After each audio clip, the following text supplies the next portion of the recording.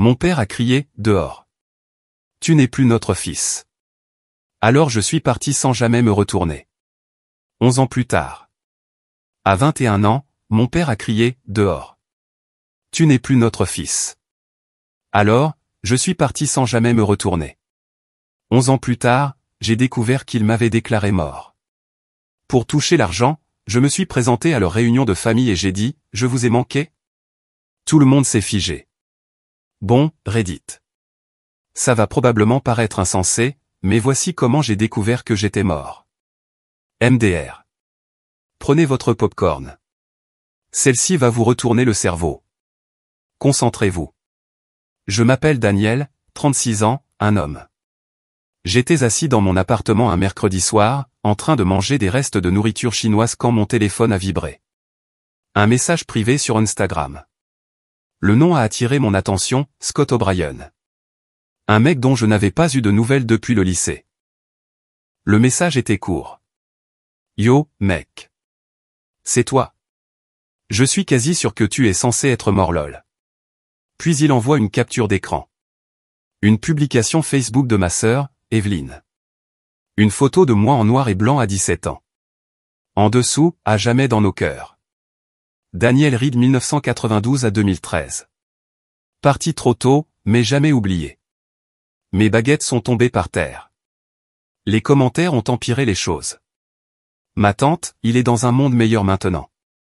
Et ma mère avait répondu à une vingtaine d'entre eux par « Merci pour vos prières ». C'est ce qu'il aurait voulu. J'ai répondu à Scott. C'est quoi ce bordel? Qui t'a dit que j'étais mort? Scott a envoyé un autre message. Il y a une vidéo. Quelqu'un a mis en ligne le service commémoratif sur YouTube. J'ai tapé en retour, envoi. La vidéo s'ouvrait sur de la musique d'orgue. Des bancs remplis de gens que je reconnaissais, tous vêtus de noir. Puis la caméra s'est posée sur elle. Lucie, ma mère, debout à la chaire dans une robe noire, l'air dévasté. Nous sommes réunis aujourd'hui pour nous souvenir de notre fils, Daniel. Il a fait des choix qui l'ont éloigné de nous, et finalement, ces choix ont conduit à sa mort prématurée. Je ne pouvais plus respirer. Mon père était assis au premier rang, raide, complice. Evelyne avait l'air de s'ennuyer. Puis est venu le diaporama. Des photos de moi enfant. La dernière photo datait de ma dernière année de lycée. Après ça, j'ai cessé d'exister. Quand ça s'est terminé, je suis resté assis en silence. Il s'était tenu devant Dieu et tout le monde et avait menti. J'ai passé les heures suivantes à m'enfoncer dans ce terrier sans fond, j'ai trouvé ma nécrologie. Daniel Reed, 21 ans, décédé subitement lors d'un voyage à l'étranger. J'ai trouvé la page commémorative avec des dizaines de commentaires de personnes qui me croyaient mort. J'ai cliqué sur le site web de l'église, j'ai trouvé le bulletin du service commémoratif qu'ils avaient publié. Le programme complet, hymne d'ouverture, lecture des Écritures, éloge funèbre par Lucie Reed, prière de clôture, collecte de fonds pour le fonds commémoratif Daniel Reed. Ils avaient monétisé ma fausse mort lors de mes propres funérailles. J'ai consulté mon rapport de crédit, j'ai tout vérifié. Aucune activité inhabituelle. Ils n'avaient pas volé mon identité pour des cartes de crédit ou des prêts. Malin. Cela aurait déclenché des alertes. C'était plus propre. Juste m'effacer légalement et prendre ce qui m'appartenait déjà. J'ai cherché le dépôt du certificat de décès, j'ai trouvé la base de données des archives du comté, j'ai entré mon nom. C'était là. Certificat 2013-04782. Déposé le 18 mars 2013. Cause du décès, accident de la route à Kansas City, Missouri. Déclarante, Lucie Reed. Une entreprise de pompes funèbres à Kansas City dont je n'avais jamais entendu parler. Médecin traitant, Dr Robert, médecin légiste. Je n'avais jamais mis les pieds à Kansas City de ma vie. Jamais entendu parler du Dr Robert. Et j'étais tout sauf mort, bordel. C'est là que j'ai compris. Les certificats de décès n'apparaissent pas comme par magie. Il y a toute une piste administrative, rapport du médecin légiste, dossier des pompes funèbres. Et si tout cela était faux, c'était un crime grave. Fédéral s'ils avaient touché à la sécurité sociale, au niveau de l'État pour la falsification du certificat de décès, fraude fiscale pour l'arnaque à la charité. Ce n'était pas juste un mensonge. C'était de la fraude de niveau criminel. J'ai attrapé mon ordinateur portable et j'ai commencé à établir une chronologie. Puis j'ai réalisé que quelque chose clochait. J'ai relu le certificat, déposé en mars 2013. Mais ils m'ont mis dehors en août 2013. J'ai réexaminé la publication Facebook. Les photos du service commémoratif étaient datées de juin 2013, 3 mois après le dépôt du certificat. 2 mois avant qu'ils ne me mettent à la porte. Ma mère avait déposé mon certificat de décès alors que je vivais encore dans leur maison, alors que je mangeais à leur table, alors que je travaillais dans l'entreprise de mon père, alors que j'étais bien vivant et que je respirais. Elle avait tout planifié. Déposer les papiers en avance via une entreprise de pompes funèbres bidon ou un directeur corrompu prêt à fermer les yeux pour de l'argent. Attendre quelques mois que le certificat soit traité par le système. Puis fabriquer une raison pour me mettre dehors. Faire croire que j'étais parti en colère et que j'avais coupé les ponts. Ensuite, organiser les funérailles, recueillir la sympathie et, finalement, l'argent. Cette sorcière froide, calculatrice et psychopathe. Maintenant, je sais que vous ne comprenez presque rien, alors laissez-moi vous ramener à ce jour-là. C'était en août 2013. Je venais d'avoir 21 ans et je travaillais dans l'entreprise d'immobilier commercial de mon père. Il me préparait à prendre la relève depuis mes 12 ans. Raymond Ride et fils, la future dynastie, toutes ces bêtises. Mais je n'en voulais pas. Je voulais écrire, peut-être enseigner, n'importe quoi sauf flatter des promoteurs. Un soir de fin août, je suis rentré vers minuit. Toute la famille attendait. Façon intervention. Maman, papa, Evelyne, et Tom, l'associé de mon père. Ma mère a parlé la première. Nous devons parler de tes choix, de Brooke. Brooke, ma petite amie, la raison de cette embuscade. Brooke ne faisait pas partie de leur plan. Son père était mécanicien. Sa mère travaillait à l'épicerie. Elle n'était personne pour eux. Je sais que tu penses l'aimer, a continué ma mère. Mais elle n'est pas faite pour cette famille. Elle te tire vers le bas. Vers le bas de quoi? Pour m'empêcher de devenir un autre con comme papa. Le visage de mon père est devenu rouge. Surveille ton langage. Ou quoi? Tu vas me déshériter? J'ai ri. Oh, attendez. Tom a pris la parole. Ton père prévoit de prendre sa retraite dans 5 ans. Il ne peut pas le faire si tu es distrait par une fille qui ne comprend pas ce monde. Une fille? Elle s'appelle Brooke, et elle comprend le monde mieux que n'importe lequel d'entre vous. Elle a payé ses études en travaillant, elle n'avait pas l'argent de papa pour se la couler douce. Evelyne a renchéri. C'est une croqueuse de diamants, Danny, réveille-toi. Croqueuse de diamants? Elle ne sait même pas combien d'argent nous avons.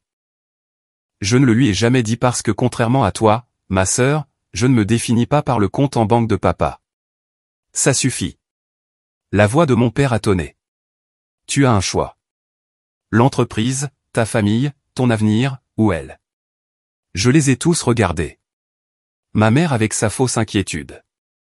Mon père avec son ultimatum. Tom, mal à l'aise mais silencieux. Evelyne affichait un sourire narquois. Je choisis Brooke. Silence.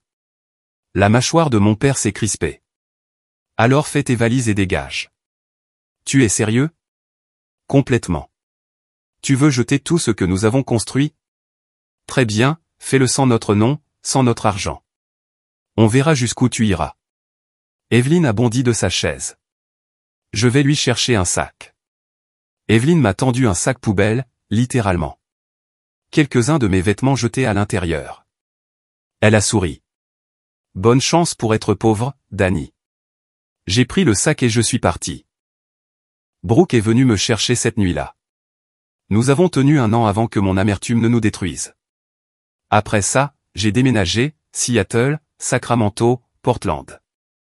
J'ai fait des boulots difficiles, bâti une vie à partir de rien, je ne les ai jamais contactés, je ne me suis jamais retourné. Sauf qu'eux avaient été occupés à m'effacer et à encaisser. Le lendemain matin, je me suis fait porter malade. J'avais besoin de réponses. De preuves. J'ai commencé à creuser. Le Facebook de ma mère était privé, mais pas celui d'Evelyne. Elle adorait l'attention. J'ai fait défiler son profil et j'ai trouvé tout un album commémoratif de 2013. Photos du service, fleurs, carte de condoléances. Une photo m'a fait bouillir le sang. Evelyne et ma mère en robe noire. Légende, célébration de la vie de Daniel aujourd'hui.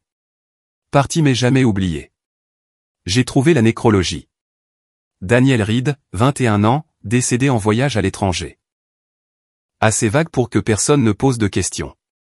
S'il m'avait déclaré légalement mort, il devait y avoir des documents, certificat de décès, rapport du médecin légiste, dossier de succession. Et s'ils étaient frauduleux, c'était un crime grave. J'avais besoin d'aide. J'ai appelé Chris Lopez, mon ancien colocataire de Seattle. Il était devenu avocat à Portland, spécialisé en droit pénal, mais il connaissait des gens au bureau du procureur. Nous nous sommes vus pour déjeuner. Je lui ai tout montré. Il a laissé échapper un long sifflement. Daniel, c'est de la fraude. De la fraude grave. Plusieurs crimes. Comment je le prouve? On obtient tous les documents. Le certificat de décès, tu l'as déjà. Les dossiers de succession s'il y en avait une. Les dossiers financiers pour montrer les mouvements d'argent. Les rapports du médecin légiste. Les dossiers des pompes funèbres. Il m'a regardé sérieusement. Ça va devenir moche. Niveau nucléaire. Tu es prêt? Ils m'ont enterré vivant. Oui, je suis prêt. Pendant 3 semaines, nous avons monté un dossier. Nous avons demandé des copies de tous les documents liés à ma mort auprès du greffier du comté, du tribunal des successions, de tout le système. Les dossiers de succession sont arrivés en premier. Mon grand-père est décédé en 2015. Il a laissé environ 70 000 € à chaque petit enfant. Quand sa succession a été réglée au Kansas, devinez quoi? Ma part a été redistribuée parce que j'étais mort. 32 500 € pour Evelyne. 37 500 € dans le Fonds de bourse d'études commémoratives Daniel Reed. Une organisation à but non lucratif légalement enregistrée. Numéro d'identification fiscale et tout le tralala. Un fonds de bourse à mon nom pour les jeunes se lançant dans l'immobilier commercial. Chris a épluché les déclarations fiscales. Les organisations à but non lucratif doivent les rendre publiques. 3 bourses en 9 ans. Total distribué, 7 400 €. Le fonds avait également recueilli des dons de membres de l'Église et d'associés, rapportant 46 000 € supplémentaires. Mais le plus fou, c'était où l'argent allait. Frais administratifs. Espace de bureau loué à l'entreprise de mon père pour 1 850 € par mois. Frais de consultation payés à Evelyne. Ma mère le dirigeait en tant que directrice exécutive. Mon Dieu, a dit Chris. Non seulement ils ont simulé ta mort, mais ils l'ont monétisé. Et ils gèrent une arnaque à la charité depuis 9 ans. Nous avons continué à creuser. J'ai trouvé mon nom dans les registres de décès de la sécurité sociale. C'est public. On peut chercher en ligne. Daniel Thomas Reed, décédé le 15 mars 2013. Ma mère avait demandé les prestations de survivant. Elle a reçu un paiement unique de 235 €. Pas une fortune, mais mentir à la sécurité sociale est un crime fédéral, passible de 5 ans de prison. Nous avons trouvé autre chose. Le notaire sur les papiers de succession, les documents que ma mère a utilisés pour réclamer mon héritage, était Tom Harris, l'associé de mon père. Le même Tom de l'intervention. Il avait notarié sa déclaration sous serment que j'étais mort. Il devait savoir que c'était des conneries. Ça faisait de lui un complice. Je voulais tous les faire tomber. Nous avons appelé l'entreprise de pompes funèbres indiquée sur mon certificat de décès. Peaceful Rest Funeral Service, à Kansas City. Chris a fait appel à son assistant juridique. Il n'avait jamais entendu parler de moi. Aucun dossier de service, pas de corps, rien. Soit ma mère avait inventé le nom, soit elle avait utilisé une vraie entreprise à leur insu. Ensuite, nous avons vérifié le docteur Robert. Le médecin supposément listé sur mon certificat de décès. Chris l'a recherché dans la base de données des licences médicales du Missouri. Aucun docteur Robert en 2013. Faux nom. Ma mère l'avait soit inventé, soit payé quelqu'un pour le falsifier. Nous avons demandé le rapport du médecin légiste de Kansas City référencé sur le certificat de décès. Le bureau du médecin légiste de Kansas City nous a répondu en 3 jours. Aucun numéro de dossier de ce type n'existait. Jamais. Ma mère l'avait fabriqué. C'est un dossier en béton pour l'accusation, a dit Chris un soir. Des documents partout.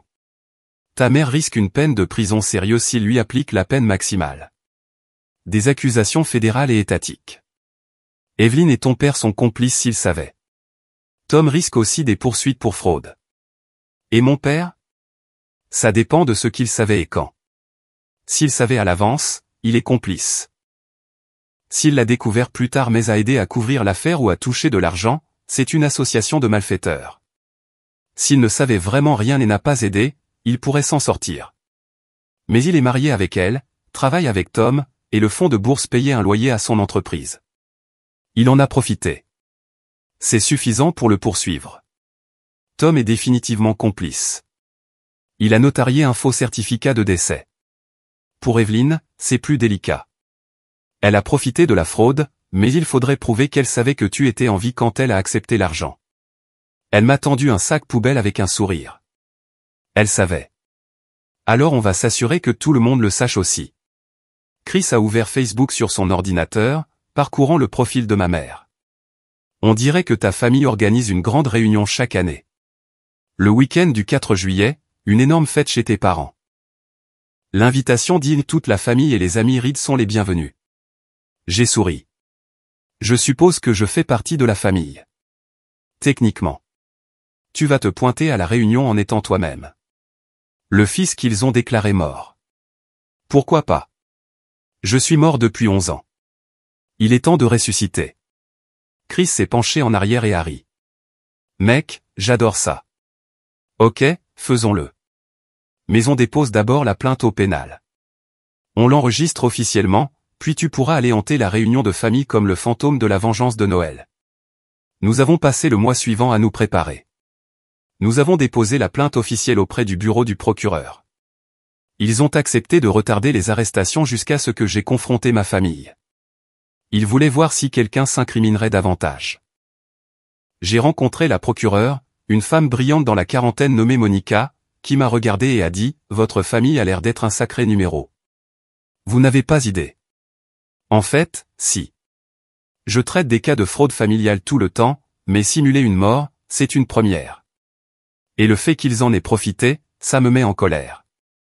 Nous allons les coincer. J'aimais bien Monica. J'avais aussi besoin de tout documenter parce que je voulais que tout le monde sache ce qu'ils avaient fait. Quelque chose qu'ils ne pourraient pas effacer. J'ai décidé de créer un blog, anonyme au début, documentant juste les faits, la chronologie, les documents, tout. Je l'ai appelé « Le fantôme dans la machine ». J'ai publié le premier article une semaine avant la réunion. Pas encore de nom, juste l'histoire. Une famille met son fils à la porte à cause de sa petite amie. La famille déclare son fils mort. 11 ans plus tard, le fils découvre la vérité et prépare sa vengeance. Il a eu environ 40 vues. Probablement surtout des bots, mais c'était publié. Mon histoire, prête à exploser. Le 4 juillet était dans 2 semaines. J'ai acheté un billet d'avion pour ma ville natale, un endroit où j'avais juré de ne jamais retourner. Mais j'y retournais en tant qu'homme mort qui refusait de rester enterré. Le vol de retour semblait surréaliste. Je n'avais pas mis les pieds dans ma ville natale depuis 11 ans. Je n'y avais même pas conduit. Voir les monuments familiers depuis le hublot de l'avion m'a tordu l'estomac. Chris avait proposé de venir avec moi, mais j'ai dit non. C'était quelque chose que je devais faire seul.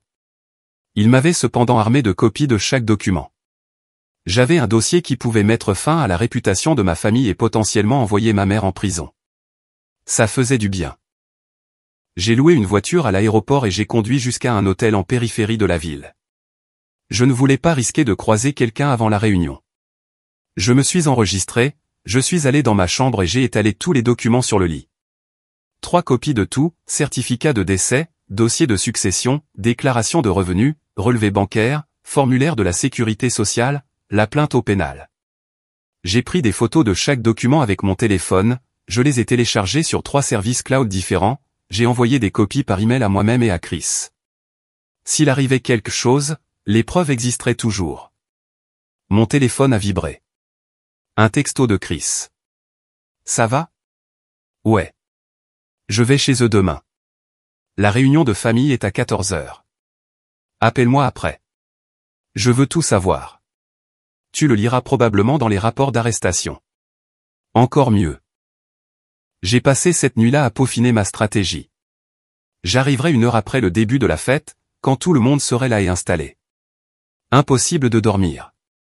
Je n'arrêtais pas de penser au moment où je franchirais cette porte, où je verrais leur visage, où je les regarderais réaliser que leur mensonge parfait était revenu les détruire. Le matin du 4, je me suis réveillé avec un calme étrange, comme si toute la colère et la douleur des 11 dernières années s'étaient cristallisées en quelque chose de froid et de tranchant. J'étais prêt. Je me suis habillé, jean, chemise, j'ai pris le dossier de documents, j'ai jeté un dernier regard dans le miroir. Allons hanter quelques personnes, ai-je dit. Le trajet jusqu'à la maison de mes parents a duré 15 minutes. Je connaissais la route par cœur, même après toutes ces années. Passé le lycée, le parc où je faisais du skate, l'ancienne rue de Brook. Je me suis demandé si elle y vivait encore. Probablement pas. Elle était sûrement partie depuis longtemps. Vivant une belle vie quelque part. Je l'espère. La maison de mes parents était exactement la même. Grande maison coloniale, pelouse parfaitement entretenue. Le drapeau américain dehors pour la fête. Des voitures garées le long de la rue. Je pouvais entendre de la musique et des rires venant du jardin. La fête battait son plein. Je me suis garé à un pâté de maison et je suis resté assis un moment. C'était le moment. Une fois que j'aurais franchi cette porte, tout changerait pour moi, pour eux, pour tous les invités de cette fête. Parfait. Je suis sorti de la voiture, j'ai pris mon dossier et j'ai remonté l'allée. La porte d'entrée n'était pas verrouillée. Je l'ai ouverte et je suis entré. La maison sentait la même chose. Cette combinaison spécifique des bougies de ma mère et de la cire pour bois. Ça m'a frappé comme un coup de poing à la poitrine. Les souvenirs affluaient. Anniversaire, vacances. La nuit où ils m'ont mis dehors. J'ai traversé le hall vers l'arrière de la maison où j'entendais des voix. Le salon était vide. Tout le monde était dehors. Je me suis arrêté à la porte vitrée coulissante et j'ai regardé la fête. 50, peut-être 60 personnes, familles, amis, associés, tous se mélangeant sur la terrasse et la pelouse. Il y avait mon père, tenant la cour avec certains de ses copains de l'immobilier. Ma mère, se déplaçant dans la foule comme un papillon social. Et Evelyne, debout avec celui que je supposais être son mari, l'air cher et ennuyé. J'ai fait coulisser la porte et je suis sorti sur la terrasse. Pendant quelques secondes, personne n'a rien remarqué. Puis quelqu'un l'a fait. Une cousine que je me rappelais à peine. Elle m'a regardé, a détourné le regard, puis a eu un sursaut. Sa bouche s'est ouverte. La conversation autour d'elle s'est arrêtée. Les gens ont commencé à se tourner, à me fixer. Le silence s'est propagé comme une vague à travers la fête jusqu'à ce que tout le monde me regarde. Ma mère m'a vu. Le verre dans sa main a glissé, se brisant sur la terrasse. « Salut, maman » ai-je dit, assez fort pour que tout le monde entende. « Je vous ai manqué » Personne n'a bougé. Personne n'a parlé. Mon père a été le premier à retrouver sa voix. « Daniel ?» En chair et en os. J'ai descendu les marches de la terrasse. Les gens s'écartaient de mon chemin, c'est marrant, je parcourais Instagram la semaine dernière et j'ai découvert que j'étais mort il y a 11 ans. Accident de voiture, apparemment. Sauf que je me souviens très bien d'avoir été en vie. Ma mère était devenue blanche. Daniel, je peux expliquer. Ah oui? J'ai sorti mon dossier et j'ai pris le premier document. Certificat de décès. Lucy Reed, déclarante. Il est dit que je suis mort dans un accident de voiture à Kansas City, Missouri. Numéro de dossier cassé MI 203-0847. J'ai regardé tout le monde. J'ai appelé la police de Kansas City. Ce numéro de dossier n'existe pas. Jamais. J'ai traversé la foule en le brandissant. Le certificat a été notarié par Tom Hendricks 3 jours avant le dépôt. Tout est un faux. Bordel de merde, a marmonné quelqu'un. Tout le monde se regardait, sans voix. J'ai sorti le deuxième document. Dossier du tribunal des successions. Papy Walter est mort en 2015. Il a laissé 70 000 € à chaque petit enfant, sauf que je suis listé comme mort, donc ma part a été partagée. 32 500 € pour Evelyne. 40 000 € pour le fonds de bourse commémoratif Daniel Reed. Une organisation à but non lucratif que maman a créée en mon nom. Le visage d'Evelyne était devenu rouge. Daniel, tu dois partir. Pas encore. J'ai brandi le 3e document. Déclaration fiscale de l'organisation. 9 ans d'existence de ce fonds. 3 bourses distribuées. 7 400 € au total. Mais le fonds a déclaré plus de 78 000 € de dépenses sur l'ensemble des dons collectés. Des frais de consultation payés à CrossFitting. C'est l'entreprise de maman. Vous avez détourné plus de 90% d'une œuvre de charité que vous avez créée en mon nom. J'ai sorti une dernière page. Plainte au pénal déposée la semaine dernière. Accusation de fraude, vol, falsification de documents. Les procureurs sont déjà sur l'affaire. La foule a explosé. Les gens criaient des questions à mes parents. D'autres sortaient leur téléphone pour enregistrer. Ma grand-mère pleurait, demandant à ma mère comment elle avait pu faire ça. Un oncle que je connaissais à peine criait qu'on lui avait menti pendant des années. Un des associés de mon père est parti en trombe, jetant sa bouteille à la poubelle avec une telle force que ça a fait un grand bruit. Ma mère s'est effondrée sur une chaise, la tête dans les mains. Evelyne me hurlait dessus, me traitant de vindicatif, me disant que je détruisais la famille. Mon père restait là, figé, regardant sa vie parfaite s'effondrer en temps réel. Je me suis approché de lui. Tu m'as dit de dégager il y a 11 ans. Eh bien, j'ai réussi sans toi, sans ton argent. J'ai reculé. Maintenant, tu vas voir ce qui se passe quand tout le monde connaît la vérité. Quelqu'un dans la foule a crié, vous avez simulé la mort de votre propre fils pour de l'argent? Une autre voix, Lucie, comment as-tu pu? Ma mère a levé la tête, le mascara coulant. Vous ne comprenez pas, on comprend parfaitement, a dit ma grand-mère, sa voix tremblante. Tu es une menteuse et une voleuse. Je me suis retourné et j'ai marché vers la maison. La voix de ma mère a percé le bruit. Daniel, s'il te plaît. Je me suis arrêté, j'ai regardé en arrière. Vous m'avez déclaré mort.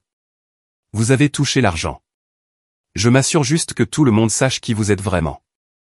J'ai traversé la maison, je suis sorti par la porte d'entrée, je suis monté dans ma voiture de location et je suis parti. Derrière moi, je pouvais encore entendre le chaos. Les gens qui criaient, les accusations qui fusaient. La parfaite fête du 4 juillet en train d'imploser. J'ai appelé Chris. C'est fait. Comment ça s'est passé? Comme une bombe nucléaire. Parfait. Les retombées ont été plus rapides et plus brutales que ce à quoi je m'attendais. Je suis resté à l'hôtel cette nuit-là et le matin, mon téléphone explosait, textos de parents éloignés, messages Facebook d'anciennes connaissances. Tout le monde voulait l'histoire, les ragots, leur part du drame. J'ai ignoré la plupart des messages. J'ai passé la matinée à mettre à jour mon blog. J'ai posté l'histoire complète avec une seule réserve, pas encore de nom. Je les ai appelés, la mère, le père, la sœur. Les gens qui savaient sauraient. Mais j'ai aussi mis à jour mes réseaux sociaux. J'ai rendu mon Facebook public, j'ai ajouté une photo de profil de moi, bien vivant, avec la légende, les rumeurs sur ma mort ont été grandement exagérées. L'article de blog est devenu semi-viral. Des milliers de vues, les gens le partageaient. Chris a appelé vers midi. Mec, le bureau du procureur passe à l'action. La comparution de ta mère est la semaine prochaine et le mari d'Evelyne demande le divorce.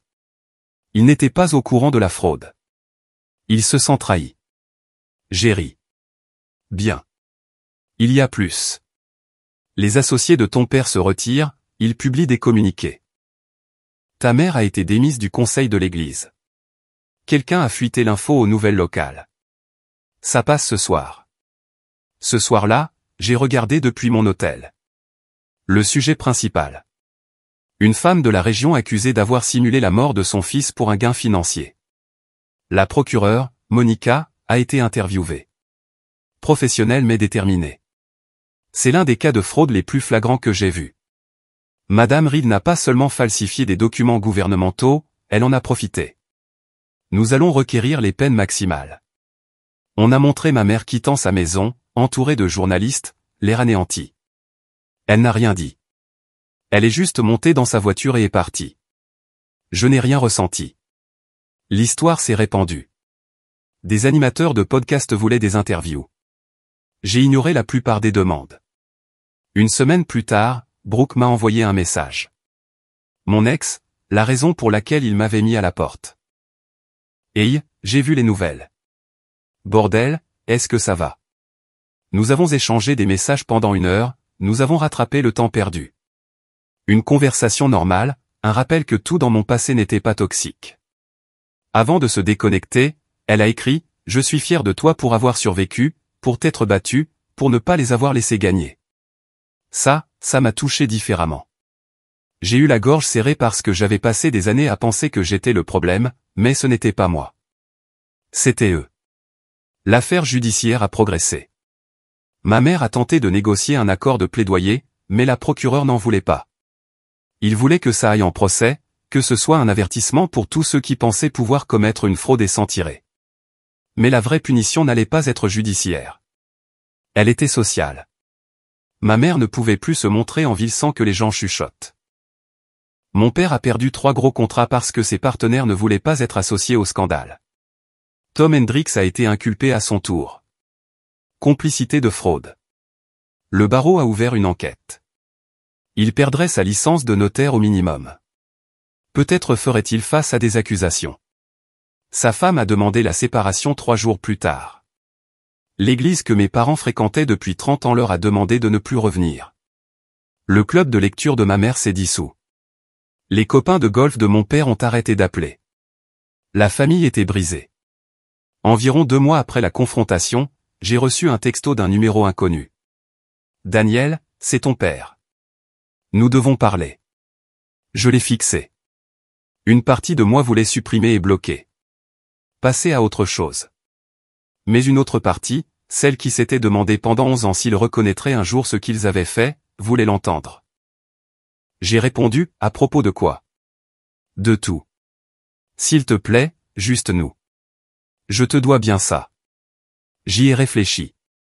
J'en ai parlé à Chris qui a dit, mauvaise idée. J'en ai parlé à ma psy qui a dit, peut-être pour tourner la page, mais sois prudent. Finalement, j'ai accepté. Lieu neutre, un café dans la ville voisine. J'ai dit à Chris où je serais, d'appeler les flics si je ne donnais pas de nouvelles dans les 2 heures. Mon père est arrivé, l'air terrible. Pas le Raymond Reed soigné que je connaissais. Un homme brisé. Bien. Il s'est assis en face de moi, a commandé un café. Il n'y a pas touché, il m'a juste regardé. Tu as l'air en forme, a-t-il finalement dit. Ouais, être en vie, ça aide. Il a grincé des dents. Daniel, Pourquoi suis-je ici, papa? Qu'est-ce que tu veux? Il a pris une profonde inspiration. Je veux m'excuser pour tout ça. Je me suis penché en arrière et j'ai ri, amèrement. Tu veux t'excuser maintenant? Après 11 ans, après m'avoir déclaré mort, après avoir volé mon héritage, maintenant tu es désolé? Je sais que ce n'est pas suffisant. Ce n'est même pas proche. Il a regardé ses mains. Je ne savais pas qu'elle allait déposer le certificat de décès. Je le jure. Quand tu es parti, ta mère était dévastée. Pas parce que tu lui manquais, mais parce que tu l'avais embarrassée. Tu avais choisi quelqu'un en dehors de la famille. Tu lui avais fait mauvaise presse. Elle a dit qu'on devrait dire aux gens que tu avais déménagé. J'ai accepté. Je pensais que c'était la fin, mais non. Non. Quelques mois plus tard, elle m'a dit que tu étais mort. Accident de voiture à l'étranger. Je ne l'ai pas cru au début, mais elle m'a montré le certificat de décès. Elle a dit qu'elle avait eu confirmation de l'ambassade. Il s'est interrompu. Je voulais croire que c'était vrai parce que c'était plus facile que d'admettre qu'on t'avait perdu. Alors tu as suivi. Les funérailles, le fonds de bourse, tout. Je te croyais vraiment mort, Daniel. J'ai fait ton deuil.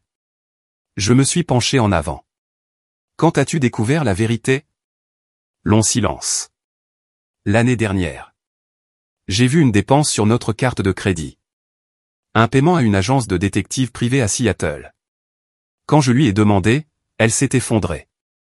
Elle a dit qu'elle te suivait depuis 2014. Où tu vivais, où tu travaillais, elle avait des photos. Elle savait que tu étais en vie et elle a continué le mensonge pour l'argent. Pourquoi n'as-tu rien dit à personne? Ma voix tremblait. Pourquoi ne l'as-tu pas dénoncé? Parce que je suis un lâche, a-t-il dit simplement. Dire la vérité signifiait tout perdre. L'entreprise, notre réputation, ta mère. Et j'ai choisi de protéger ces choses au lieu de te protéger toi. Au moins, il était honnête. Ça ne rendait pas les choses meilleures. C'est pour ça que tu es là. Pour te soulager la conscience. Je suis là parce que tu méritais mieux. Une famille qui te soutenait au lieu de t'effacer. Il m'a regardé avec un regret sincère. Je ne peux pas réparer ce que j'ai fait, mais je voulais que tu saches que je sais que je t'ai laissé tomber. Nous sommes restés assis en silence. Le café bourdonnait autour de nous. Des gens menant des vies normales, ignorant qu'un homme mort prenait un café avec son père. Finalement, j'ai parlé. Où est maman maintenant? Libérée sous caution. Le procès est dans 3 mois. Son avocat pense qu'elle aura du sursis, des travaux d'intérêt général, une amende. Pas de prison. Mais elle ne va pas bien, Daniel. Dépression. Elle ne quitte plus la maison. Ne parle à personne. Evelyne ne lui parle plus. L'église l'a bannie. Elle a tout perdu. Bien, ai-je dit froidement. Elle le mérite. Il n'a pas discuté. Et Evelyne? Partie. Déménager en Arizona. Son mari a divorcé. Il a pris leur enfant. Elle te rejette la faute pour tout. Bien sûr. Evelyne n'assume jamais ses propres actions. Mon père a tendu la main sur la table comme s'il allait prendre la mienne, puis il s'est ravisé. Je n'attends pas de pardon. Je n'attends rien de toi. Je voulais juste que tu m'entendes le dire. Je suis désolé pour tout. Tu es mon fils et j'aurais dû te protéger. J'aurais dû te choisir avant tout le reste, mais je ne l'ai pas fait. Et je vivrai avec ça pour le reste de ma vie. Je me suis levé. La conversation était terminée. Je ne suis pas ton fils. Vous l'avez clairement montré il y a 11 ans. Et vous l'avez rendu encore plus clair en la laissant m'enterrer. Daniel. Garde ça pour toi. Tu veux te sentir mieux? Va le dire à un psy ou à un prêtre, mais ne viens pas me voir. Je ne suis pas dans le business du pardon. Je suis sorti de ce café et je ne me suis pas retourné. Mon téléphone a vibré avec un texto de Chris alors que j'arrivais à ma voiture. Tout va bien? Ouais, j'avais juste besoin de l'entendre admettre qu'il est un lâche. L'a-t-il fait? En quelque sorte. Et plus important encore, j'avais besoin de le regarder dans les yeux et de ne rien ressentir. Mission accomplie. Je suis retourné à Portland le lendemain. J'ai laissé cette ville derrière moi pour ce que j'espérais être la dernière fois. J'avais dit ce que j'avais à dire, fait ce que j'avais à faire. Maintenant, il était temps de vraiment passer à autre chose et d'arrêter de regarder les décombres. Le procès a eu lieu 3 mois plus tard. Je n'y ai pas assisté, mais Chris m'a tenu au courant. L'avocat de ma mère a négocié un accord. Elle a plaidé coupable pour quelques délits mineurs, falsification de documents, vol. Le procureur a abandonné les grosses charges fédérales. La fraude électronique est difficile à prouver, apparemment. L'accord, 18 mois de sursis, 400 heures de travaux d'intérêt général, 70 000 € à me rembourser, 11 000 € d'amende, pas de prison. Première infraction, crime en col blanc. L'Oregon est indulgent avec ce genre de choses. La vraie punition, c'était que tout le monde sache ce qu'elle avait fait. Le fonds de bourse a été dissous. L'argent a été redistribué à de vrais programmes de bourse. Mon nom a été retiré de partout. Bien. Je ne voulais de toute façon pas être associé à eux. Evelyne n'a jamais cherché à me contacter. Ma mère non plus. Mon père a envoyé un autre texto environ 6 mois après notre rencontre au café. Juste, j'espère que tu vas bien. Je n'ai pas répondu. Mais j'ai avancé, j'ai continué à travailler, j'ai eu une promotion, un meilleur appartement, cette fois avec une vraie vue sur la ville. J'ai commencé à sortir avec quelqu'un de nouveau, une femme nommée Rachel, que j'ai rencontrée à la fête d'un ami. Quand elle m'a posé des questions sur ma famille, je lui ai raconté toute l'histoire. Elle a écouté sans juger, puis a dit, « Purée, qui a besoin d'ennemis quand on a une famille comme ça ?» Je l'ai tout de suite aimé. Mon blog est devenu une petite plateforme pour d'autres personnes qui avaient été reniées ou effacées par leur famille. Je recevais des messages tous les jours de gens partageant leurs histoires, demandant des conseils et trouvant une communauté. L'histoire de ma résurrection a disparu du cycle des actualités. Finalement, de nouveaux scandales. Les gens ont oublié ma famille et leurs fraudes. Mais Internet n'oublie pas. Mes articles de blog étaient toujours là, un enregistrement permanent de ce qu'ils avaient fait. Environ un an après le procès, j'ai croisé Scott dans un café. Le même gars qui m'avait envoyé ce premier message Instagram, celui qui a tout déclenché. On a rattrapé le temps perdu, parlé de la vie, ri de la folie de toute cette histoire. Mec, a-t-il dit à mi-chemin de son deuxième café. Je suis content que tu ne sois pas mort. Ouais, moi aussi. Tu penses un jour leur pardonner? À ta famille? Non. Ce qu'ils ont fait est impardonnable. Ils m'ont effacé. Ils ont profité de m'effacer. Et ils ne se sont pas sentis mal jusqu'à ce qu'ils se fassent prendre. Il a hoché la tête. C'est juste. Puis, un soir, j'ai reçu un message d'une adresse email anonyme. Pas de nom, mais je savais qui c'était. Daniel, je sais que tu ne me crois pas. Je sais que je ne mérite pas le pardon, mais j'ai besoin que tu saches que je pense à toi tous les jours, à ce que j'ai détruit. Je n'attends pas de réponse. J'avais juste besoin de le dire. Je suis désolé. Maman. Je n'ai pas répondu. Je ne lui devais rien. Elle avait fait son choix il y a 11 ans, et j'avais fait le mien. La vie a continué. Je n'ai eu de nouvelles d'aucun d'eux jusqu'à 4 ans plus tard. Mon père s'est de nouveau présenté et a lâché cette bombe. On a frappé à la porte un jeudi soir au hasard. Je préparais le dîner quand la sonnette a retenti. Rachel était sortie avec des amis. J'ai pensé que c'était une livraison. J'ai ouvert la porte et j'ai trouvé mon père debout là. Il avait l'air beaucoup plus vieux, brisé. Fiston, a-t-il dit doucement. Je suis resté là, la main sur la poignée, hésitant à lui claquer la porte au nez. Qu'est-ce qui t'amène? Juste 5 minutes, s'il te plaît. Je suis sorti, fermant la porte derrière moi. Je n'allais pas l'inviter chez moi. 5 minutes, ai-je dit. Il a pris une inspiration, comme s'il avait répété ça. Ta mère est morte. J'ai marqué une pause. Je ne m'y attendais pas, quand? Il y a 3 semaines. Crise cardiaque. Elle était malade. Elle ne voulait pas voir de médecin. Il a fait une pause. Je pense qu'elle a baissé les bras après le procès. Daniel, elle est morte en te pleurant. Je ne sais pas si ça fait de moi un connard, mais honnêtement, je m'en fichais. Et tu me dis ça parce que, ai-je demandé. Parce que tu es son fils. Je ne l'ai jamais été. Et je m'en fiche. Il a tressailli, mais n'a pas discuté. Les funérailles sont vendredi. Tu n'es pas obligé de venir. Je ne te le demande pas. Mais je voulais te le dire en personne. Est-ce qu'Evelyne vient? Non.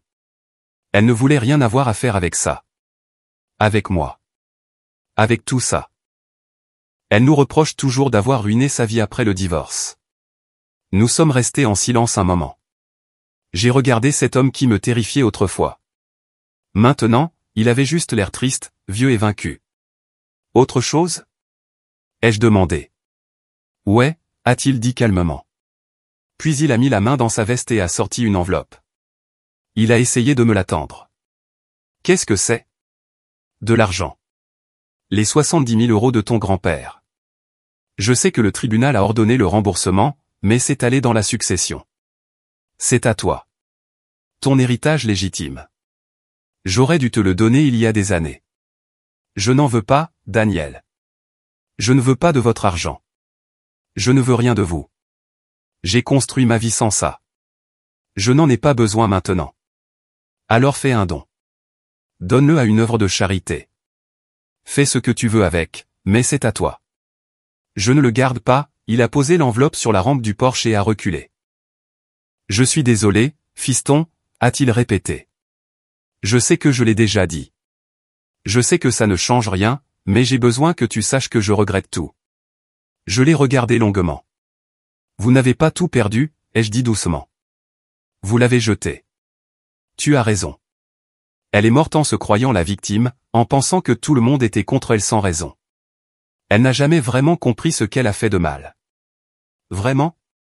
Il a baissé les yeux. Non. Et toi? Comprends-tu ce que tu as fait de mal? Il a croisé mon regard. Je suis un lâche qui a détruit sa famille pour préserver une image. Oui, je comprends. C'était la chose la plus honnête qu'il m'ait jamais dite. Bien, ai-je dit. Maintenant, vis avec. J'ai pris l'enveloppe sur la rampe. Je vais faire don de cet argent. C'est bien. C'est une bonne chose à faire. Tes 5 minutes sont écoulées. Il a hoché la tête, puis s'est dirigé vers sa voiture. Je l'ai regardé s'éloigner. Puis je suis rentré, j'ai jeté l'enveloppe sur le comptoir et je suis retourné préparer le dîner. Rachel est rentrée 1 heure plus tard, m'a jeté un coup d'œil et a demandé « Qu'est-ce qui s'est passé ?» Je lui ai tout raconté. Puis elle a demandé « Tu vas aux funérailles ?» Pas question. Ce vendredi-là, pendant que les funérailles de ma mère se déroulaient à 2 états de distance, j'étais au travail, gérant le coup de feu du dîner. Rachel est passée après son service. Nous avons pris un café avec des amis, nous avons vécu nos vies. Je n'ai jamais revu mon père. La restitution de 70 000 € est arrivée 16 mois plus tard. Je l'ai répartie entre des services pour les jeunes sans-abri et un fonds pour les victimes de fraude. Et moi, je suis toujours là. Ils voulaient que je disparaisse. Très bien, j'ai disparu. Mais j'ai emporté leur pouvoir avec moi, et je ne le rendrai jamais. YouTube vient de lancer cette nouvelle fonctionnalité Hype. Si vous êtes accro à cette histoire, explosez ce bouton Hype. Ça dit à YouTube, cette vidéo mérite d'exploser, et ça permet que des histoires encore plus folles continuent d'arriver.